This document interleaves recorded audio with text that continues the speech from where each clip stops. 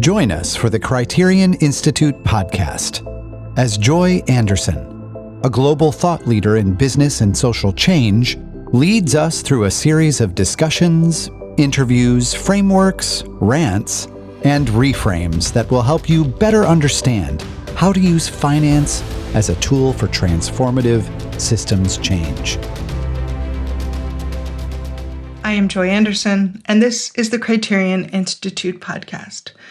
This episode focuses on the most recent State of the Field report that Criterion has published, Reimagining Gender Lens Investing Futures, Possibilities and Perspectives from the Field. This report follows an arc from a convening we did at the beginning of 2025, Convergence, where we brought together leaders to reimagine the future of the field of gender lens investing. We used the content from that conference and then input from dozens of others to be able to craft a report. In this moment, the field of gender lens investing must act both as a shield and a signal, supporting risk takers, amplifying overlooked wisdom, and holding the space for multiple truths to coexist. There are a myriad of actors who are moving forward the field of gender lens investing with a divergence of strategies. This report is a celebration of what's happening today, but also an invitation to dream bigger. Because at a core, imagination is not a luxury. In moments of backlash, it becomes a strategic necessity and enables the field to reframe what counts as value, who should be seen as expert, and which gendered futures should be resourced into being. Enjoy my conversation with Susie and Sanjana, two of the key authors of this report, as we discuss the content and, importantly, the approach to putting this report together. Enjoy.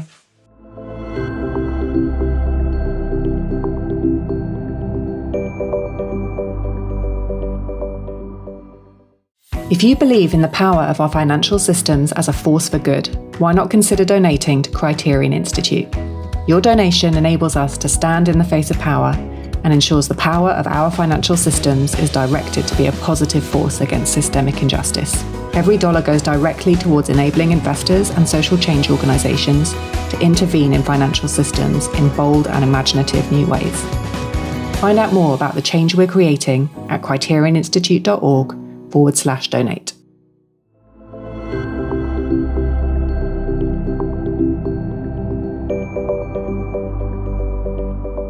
So Sanjana, we had a whole convergence planned, right?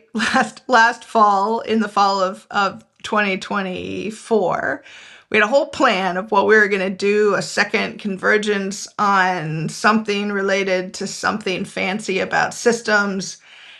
And it all, like, maybe partly at 2X in Nairobi? And then a little bit later, we came to this change of heart that said, maybe we need to have a conversation about the field. Oh, I know what it was. Remember, we were having this whole conversation of we should have a series of dialogues about what the field of gender lens investing should look like in the future. And somebody reminded us that we actually have an annual conference. Maybe we could use that for it. I don't know. What's your memory of how we chose to do this convergence on the future of the field? Yes. So I remember that, again, we were on track for a different convergence, and you messaging me and saying, like, there's this idea, and you're like so excited about it. And as we discussed, you were like, wait, there are various field builders who really want to gather together and discuss the future projection of the field. But hey, we have this convening that we could potentially use. It's an asset that we're not using for this one. So why don't we make that change? And you asked me, like, are we ready for it? When I heard it, I was like very excited about the idea.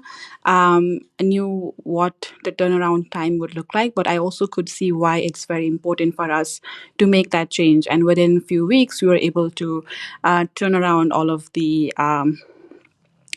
things that we had planned, create an agenda. And I think this was a bit easy for us because these were things we were already thinking about, talking about in different contexts. And it just provided us with an opportunity to really centralize or just collate all of those ideas and design an agenda around it. And the reason why we were able to do that in such a short span of time was that, again, this was not something that we did not regularly think about in different spaces, whether it is within in the conversations among team members or just our friends and allies and external stakeholders that we engage with on a daily basis. So we were able to do that. Yeah, no, I think that's absolutely right. And I think the other thing that is relevant to the future of the field report that is about to be released is we knew before we even started Convergence, before we started the event in February of 2025, we knew that we needed to publish something out of it, that it wasn't enough for us just to bring together people to talk to each other. There needed to be something. We're a think tank, so reports are tangible, but we needed something coming out of that. We needed something that people who participated could use to sort of translate the conversations that we had in Convergence out into the world, right? We knew we needed to do that. Yeah, and I think having that end goal in mind really helped us, again, center the conversations as we design the 4 weeks progression, just understand how we're taking the conversations of the first week into the second, third, fourth. So all of that is interconnected and what we want to share in the report. And I think the report also got the participants excited as well, as they know like the conversations that they're participating in will contribute to this end result. So that also, I think, was a motivator for everyone involved, not only us. And so we had 150 people, right, involved in Convergence. You just reminded me that the other day as we're starting to plan 2026 and our goals for that Convergence. But having 150 people, it was not just 150 people randomly. We were pretty intentional in making sure that we had as diverse a group as possible coming together because again, right, the point for us was that there was a dominant narrative in the field of gender lens investing, and we needed to find ways to expand that narrative. Right? We needed to be able to say there are many different stories, there are many different actors, there are many different approaches to building the field of gender lens investing, and a few were dominating the airways. Right, Susie? So like, I think this is a lot of your passion around this of like, how do we make sure that a broader set of voices are represented and a broader set of approaches, right? That we're not just stuck on one approach. Yeah, and I think this is why the title of this report is called Reimagining, and actually was a title of our Convergence, the start of the word reimagining gender lens investing futures and having different perspectives and possibilities. And I think one of the really important piece of why we chose to do this way was to show that there's no one right answer, and we don't need to. And then the part is we don't need to agree that there needs to be one right answer. And I think the perspective of saying that there are different ways to create a field and how people act in it and different strategies to do it. And they all work in different contexts.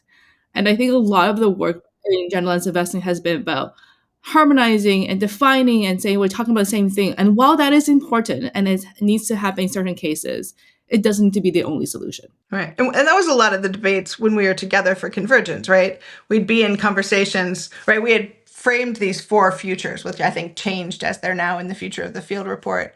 But we had named these 4 futures, and people would name them as a debate for which future we're going to, not a projection of different futures that are possible.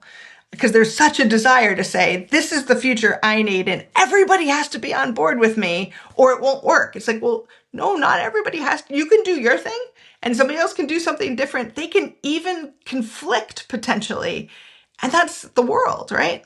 So this was a really interesting conversation I had with our colleague Pablo, who, when we were talking about the field and where it's going, used the metaphor and taught me about Fourier transforms, which are a mathematical physics property about waves. But if you just bear with me about why these two relate, is that each field builder is like their own wave function. They have their own direction, their own amplitude, and their own shape. But if you put it all together using Fourier transform, they have the same direction, the same shape. And I think that is actually what's really interesting and a way to metaphorically visualize that there are different ways of doing things, but we're all working towards gender equality and towards the social justice. So, and there's many ways to get there, and there's not one right way to get there. Right. And that is, I mean, I think the thing in some ways that that we knew we were disrupting even within Convergence, and then that continued as we brought in different voices to write this report with us. And we can talk about how that happened. But it was to say there is a force that is about one standard, right? Let's come up with one definition of gender lens investing. Let's come up with one framework that everybody can adopt, because the assumption is what? If everybody adopts the same thing, we'll have momentum. What's the assumption behind that drives people wanting that harmonization? So one of the key tensions that was surfaced in the report was the tension between standardization and contextualization. And both have, again, pros and cons. And standardization makes it, if you think about fair trade or other sort of certifications, it makes it to say, that what you're getting is gender lens investing. You have a way of measuring and validating that this is what is a standard. That works in a lot of contexts, and that is one context. But the contrary to that is contextualization really matters. Is there one standard? Who sets the standard? Is gender investing about investing in women, which is not the only thing it's about? And I think part of the reason people want generally, and we've had this other conversation, is it just makes it easy and simple to understand, which is an assumption of what's needed to have mainstream adoption, which is also another assumption. And again, we need to have simplicity and there is complexity, and both can exist. I mean, this is sort of the essence of a paradox, that these two things can exist at the same time and they don't actually cancel each other out, despite experiences to the contrary where people say, you made it too complicated, now nobody gets gender lens investing. So in the end, and maybe Susie, you can walk through this, because we did have a very specific approach.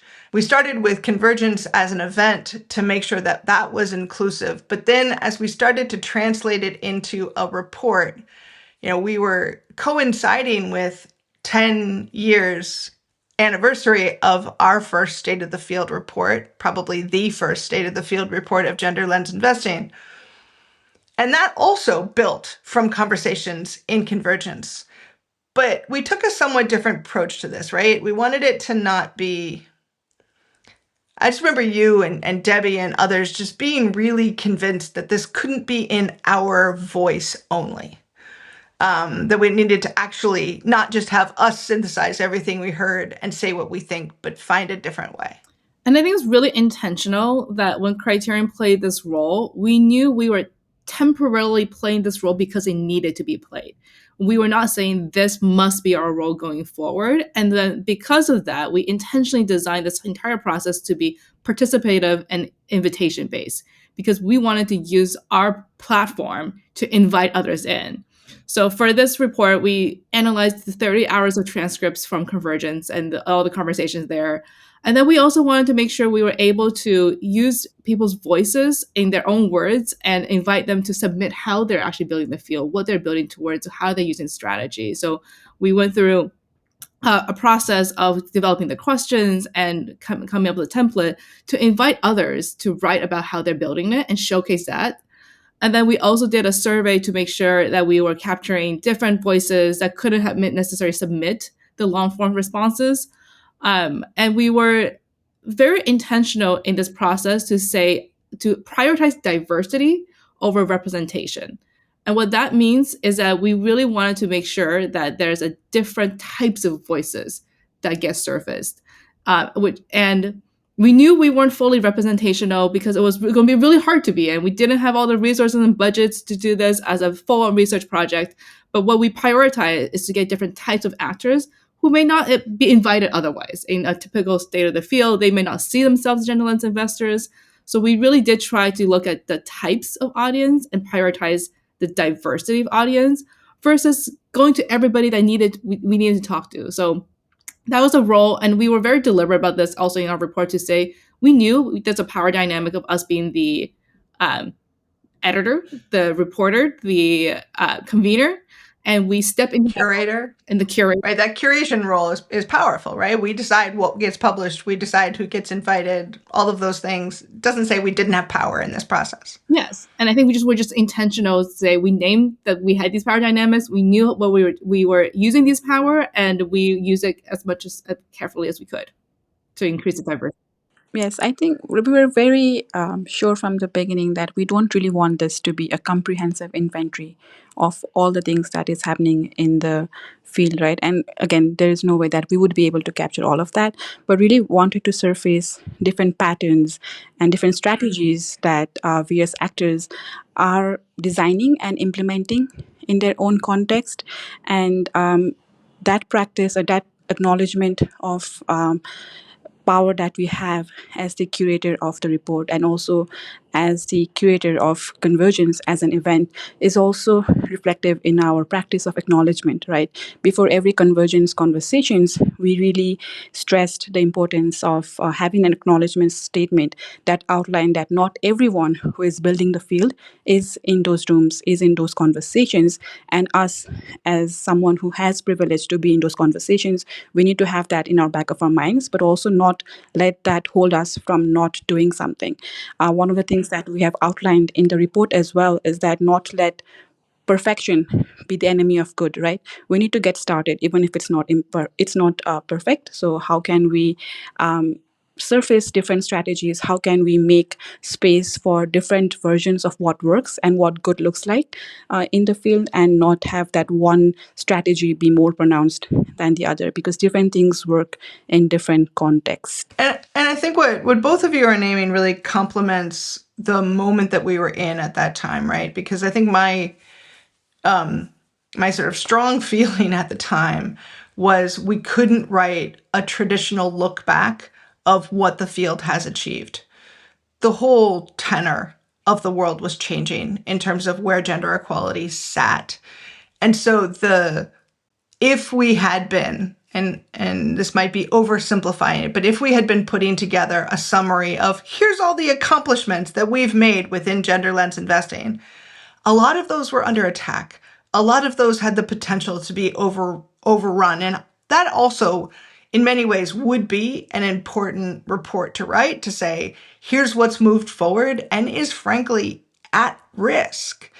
But that also felt like not the report that was needed. What we needed to say was, yes, we're in this moment where the extraordinary progress that has been made within gender lens investing is being questioned, is under attack. But at the same time, just talking about that doesn't create this path to the future. It doesn't say, what are people planning to do?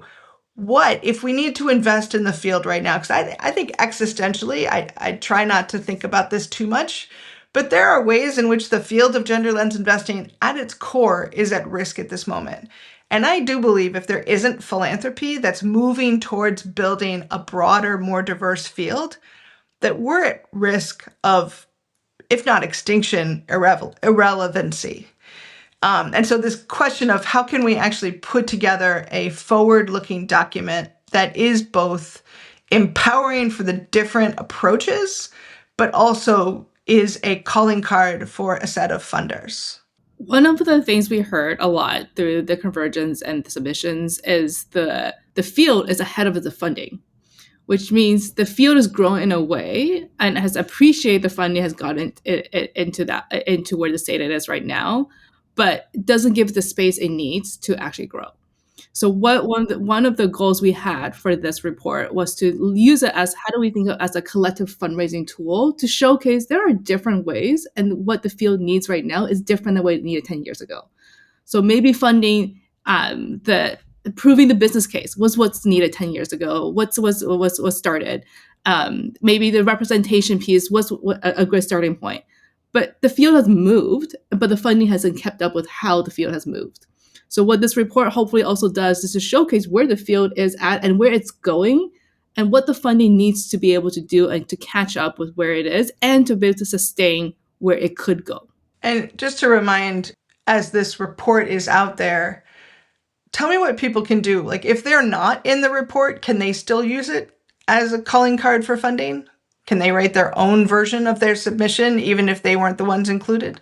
Yes. Again, one of the call to action that we really have for field builders is to read the report and also find themselves in it.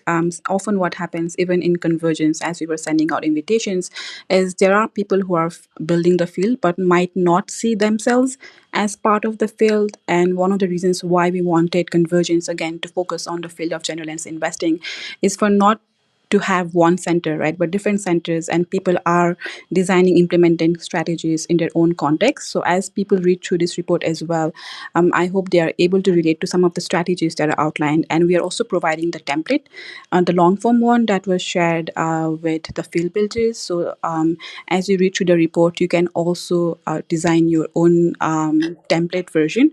And one of the feedback actually that we got from the submitters of the long form template is that it really provided them a tool to reflect on their own strategy. Field builders shared with us that they had team meetings to reflect on the questions in the position of the field, the future of the field. So it really functioned as a reflection tool as well. And I hope that as you read through the report, different field builders can use it also as a reflection tool, just on their own position in the field and also where the field is headed and how we can work collectively. One of the things that came from Convergence as well is that at the moment, a lot of people are looking for a community, right? Finding people who are doing this work, finding that space. And post Convergence as well, we got a lot of messages and requests from people that they really want to continue the conversation. And that is one of the reasons we had a series of tree calls where we were continuing the conversation with field builders on what works and what is not. And they also really provided important inputs for this report as well.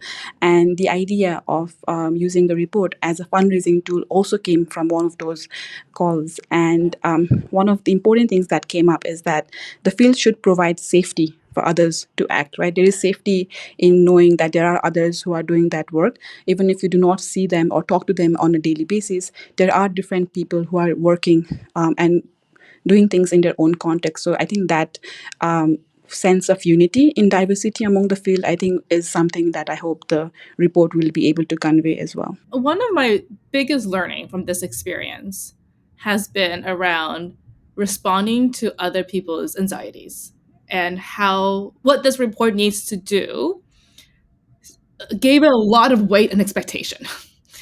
There were lots of given the current context, I think we mentioned this in the report because I do think publishing this in 2025 is matters of what's happening in 2025 around the world and where the field is. Knowing that and having had conversations just in 2025, there is a lot of anxiety. There's a lot of fear in the field. Because of that, I think there are also lots of expectations and lots of needs and wants and desires. What was really difficult to navigate was where do we fit in amongst other people's needs and desires, and where is ours as criterion, and what is our role in the field as someone or as a player in the field. Where we landed a little bit is to say, one, Criteria actually wrote our own submission following the same template as everyone else. We also submitted because we are doing field building as well, and we have our own strategy, but we are alphabetized just like everyone else in the report. So we are a field builder. We acknowledge that. But we're not just that. And I think that's the piece that was really important to name, is that we know we have a role in the field, but it is not our only role in the world. And I think be able to navigate what we need and what we can do and the role we want to play versus responding to everyone else's expectation of what we should be doing and what we need to be doing was a really interesting learning experience that I think we took with a lot of grace and understanding of navigating those tensions. And then at some point, I think one of the characteristics of field building, of being a field builder, is you're often you're often put in a context where everybody thinks the other person should be funded to do the thing that is needed, right? You're building bridges, and people look at the bridge and say, no, New Jersey is supposed to build the bridge to New York. No, New York is supposed to build the bridge to New Jersey. And they're both fighting over who maintains it. That's a lot of what happens in field building. And so being able to name in the midst of this, what are we responsible for? And where are we making sure that we're then creating a platform for other people to use if they need to? So maybe there's a lot about the context of the report and the sort of process behind it and the purpose of it and how we hope people use it. Because I think in some ways we did this as a process. And it's kind of it's a report that is a process of bringing together the field, of naming diverse voices, of creating a space moving forward for people to build on it, add their own submissions in whatever makes sense for them. But there was also some really cool content that came out of the report. Sanjana, you got a couple of favorite insights from the report itself? Overall, as we received submissions from different field builders, I think one thing that was good to see was just the clarity among field builders around what they're doing, what their North Star is. And also, given that the field builders, many of them were part of Convergence as well, there was this mindset that we should not be limited by current limitations, but also think about the future. Imagine, right? The report is about people, practices, and possibilities.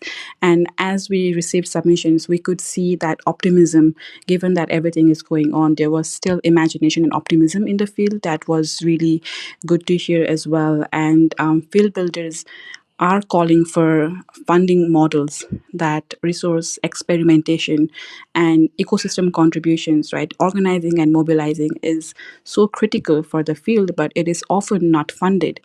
And that is a gap that was surfaced from the long form submissions and also the survey response that we received as well. It was also good to see all of the strategies that people are implementing in their own context. And there was this understanding of the dynamics, right? If we want to standardize it, we might lose out on the contextual information. So how do we keep that balance? I think that understanding is something that everyone reflected in their own ways. But overall, what the reports also surfaces is that there is different version of what good looks like, and different things work in different contexts. So just for that space for multiple definitions of what good looks like, I think is shining through the report. Yeah, so I wanted to mention that when we set out the outline for the report, there is now a section that was not included before the analysis, and that is a section on tensions. And we debated this word a lot of whether we should include it and whether we should surface the tensions. And what we landed is that where I think it's what was really interesting was there were commonalities, but there were also very different, like I said, approaches that had conflicting goals. And sometimes that's the piece that was hard to reconcile, that we can name it not as a tension, but sometimes they were in conflict with each other. And I think the ability to raise them and to say they can both be true and exist is really interesting. The one that I thought was also specifically was about narrative power versus quantitative proof, and how that was a really common theme around.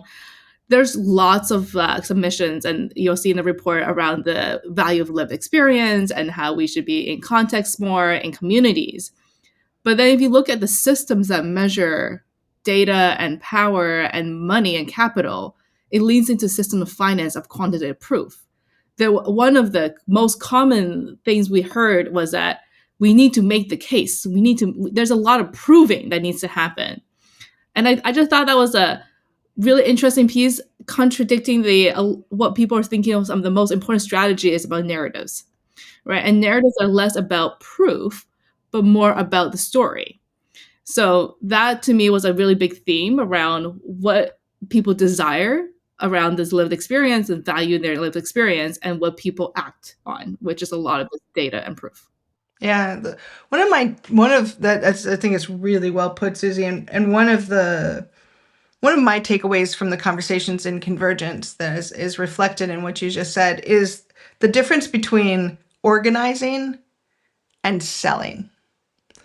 And one of my takeaways, sort of looking at the field overall, was that we were sort of set up to sell products, to build investment products and sell them. And then you sell them on the terms of the people who buy them. I think what we encountered in Convergence is, in the face of resistance, selling is not the strategy necessarily, right? For some people, they're like, we need better data to keep selling. I still need to sell my product. So I need the data that makes sense in this context, because I have to have people continue to buy the products that I've built, because in many ways, the field of gender lens investing is a market of products, but it is also a movement that's about shifting power dynamics, which is more about organizing than about selling. It's more about the framing and the narrative than it is only about the sales pitch. And I was just maybe reflecting when I first read all the submission is to say, we have changed a lot in 10 years and we have not in 10 years. There are lots of things that we already knew 10 years ago that needed, and it's still true today. And a part of my reflection of that is, I wonder if the field needs more imagination, which is always my lean. It's like, oh, I think the field needs more imagination, and that's true. And I think the field needs the structure to support that. And I think one of the power dynamics, actually, Joy, you mentioned is the submissions is also framed by the way the field is funded, because people can only do what's funded. And so it might be a skewed example and skewed ways. And this is something we actually do analyze in the report to say, one of the reasons why people go into data is because data is measurable, and that's what donors ask for. And that's what they need to prove. It may or may not be the strategy they want. And narrative power is not really funded. So part of this is also to name maybe the part of the reason we have these field building strategy as is shaped by the power dynamics of funding. And the power dynamics of what products can be built and sold. And in the process of that, what excess funding you have, even if it's not somebody else funding you. Do you have your own internal ability to fund activities? Sanjana, anything else from your perspective that the sort of content in the report that you hope is inspiring for people, that will challenge their imaginations or push new thinking? So one of the call to action that we have in the report is for the funders, right, to recognize and use the power that they have, as different field builders outline the strategies that they have been implementing in the field. One of the things that we heard a lot, especially in the survey responses as well, is that what they're trying to do is not being funded, and they are not really set up for success. So it is an invitation for the funders as well to fund new experiments, new stories, right? Identify different intermediaries who can do the work as well, and not only take the traditional approach. Again, within funders as well, in the report we have outlined that different audiences have different power and they use different tools. So just an invitation to them to ask harder questions about how capital flows and not just where it flows. And that is something that we would request the funders to really reflect on as well, and to really lead with courage and to be a partner in imagination, right? Imagination is not really being funded. So if you cannot see it, or if you cannot even imagine it, there's no way it will come to fruition. So I think it's very important for the funders as well to back the field builders as they are trying to create change in the world. And I think just maybe thinking a little bit about the power dynamics that both of you saw, both in writing this report and in the field overall. Field building is hard to justify overall. Now, there's been many reports written about this, including BII's recent report about field building in innovative finance. But we think about building markets, building broader connections of human beings who build ideas and connections between people and channel new activity. We're often caught, and this is, I think, what both of you are saying in different ways, from a confirmation bias. I'll fund the things that you've already proven that will work because I only want to back things that will work, when in fact the whole point of a new field is to challenge that the way things are working right now needs to expand. And so I think at that core, we've got that confirmation bias, which says if you're doing things that are already seen as proven to work, even if they're not actually working now, they're the things that get attention. And they're the things that get momentum and that people feel a permission to take on. And so maybe to you, Susie, what are the things that, I know you think very carefully about how you use your own power, but what are the things that you and Criterion and our friends and allies need to continue to do address those power dynamics? I really wanted to just direct people to that image on our Disrupting Fields report of a circle that says, acknowledge the power you have and know your power and discern and then act and then get feedback. But I think part of this is to understand what power, it is really important to know that there is power dynamics in the world and everybody lives in that differently, but you do have power and it's a dynamic. And often it is much easier to say other people have the answers and other people, or the system won't let me, or all the reasons why it's hard. And it is. And you also have power. So I think part of the practice we want people to name is to name, starting with themselves, what power they do have to be able to change, and being aware to use it. I think that's the other piece that's really important, is to name, to discern. Is that we were very aware of the power we had as the curator and as the author, and we used it. And also maybe to say using power is not a bad thing. You can use your power for good. We actually want and need more people to use their power to create the world that we want. So if you just merely understanding, acknowledging, and standing in the face of power, acknowledging your own power and being able to willing to use it. And part of this, what we're looking at is, as Sanjana mentioned, around who the field is shaped a lot by the funders. The field is shaped by the people in the field. The field is also shaped by mindsets and ideas of the world. We all have a role that we play in our own lives that's beyond gender lens investing, around the mindsets and norms of what we're challenging. So just even a broader invitation to say, how will you shape the world and the field? To learn more about our work, visit us at criterioninstitute.org. And if you're enjoying this podcast, please leave us a review on Apple Podcasts or Spotify. Your reviews help our podcast reach a wider audience. Thanks for listening.